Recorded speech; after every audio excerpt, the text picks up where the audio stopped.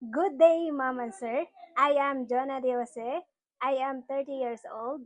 I am single. I have 11 siblings and I am the eldest. We are all 12 and I am a high school graduate.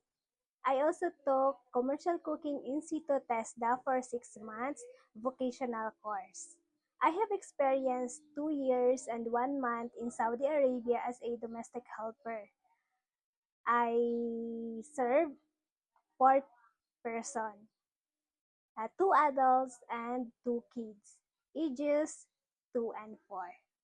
My responsibilities are cleaning 3-story house alone, marketing, laundry, washing dishes, gardening, and cooking Arabic food. But I can also learn how to cook Chinese food. I am a fast learner, mom and sir.